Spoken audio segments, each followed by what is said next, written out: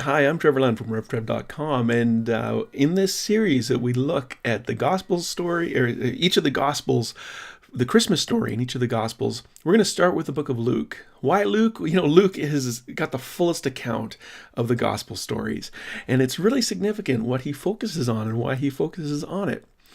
You know, it says that it begins by saying it's written to Theophilus. Now, we don't know who Theophilus is. It could literally, Theophilus means God lover. Now, this could be a patron, who's someone who paid him to write the book of Acts and the book of Acts, book of Luke and the book of Acts.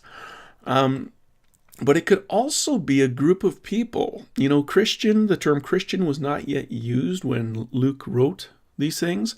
And so Theophilus could be something, like the term we use Christian today, Christian is easier to say than Theophilian, but maybe that'll catch up with us someday, I'm Theophilian, I'm a lover of God.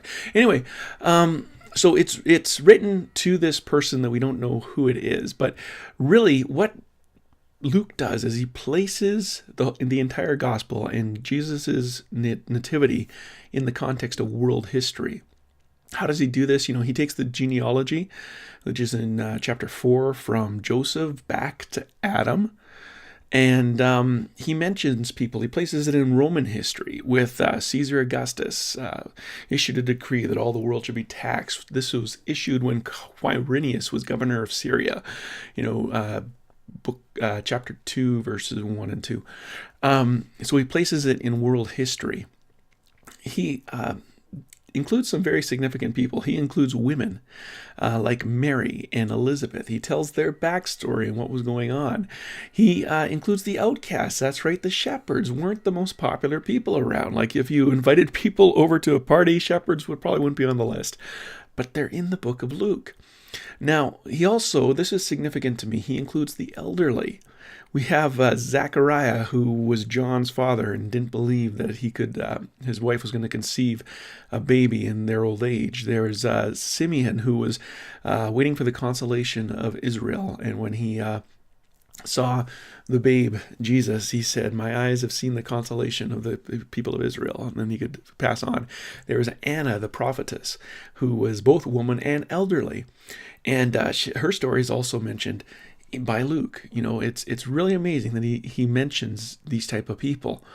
What Luke reminds us is that Jesus came for all of us.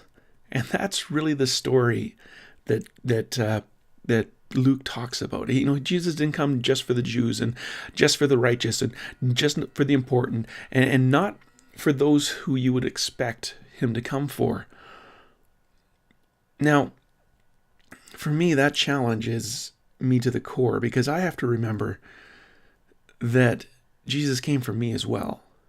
I don't know what your story is. For me, I was raised in the church. I was born in the church. I don't really have a testimony that says, I was this terrible person and God saved me from it. And yet, I've done terrible things since I've been a Christian. And I've had to ask forgiveness, and I've had to receive forgiveness, and ask God for forgiveness, and ask people for forgiveness, and still recognize that, come to the understanding that in spite of all my failures, in spite of everything that I've done wrong in my life, I'm still the apple of his eye. He's not disappointed. I didn't surprise him by my mistakes. I didn't do, he loves me. And he loves you. And he came for you and for me. So the question really is for us is how do we respond to that this Christmas season? Do we acknowledge all of our failures and all of our sin and everything that he's forgiven us from? Or do we gloss it over in just the hurriedness of life? I'd encourage you to take some time and just be thankful to God for all that he's done for you. Be thankful to him for what he's given you. He's entrusted you with something awesome. So, enjoy that.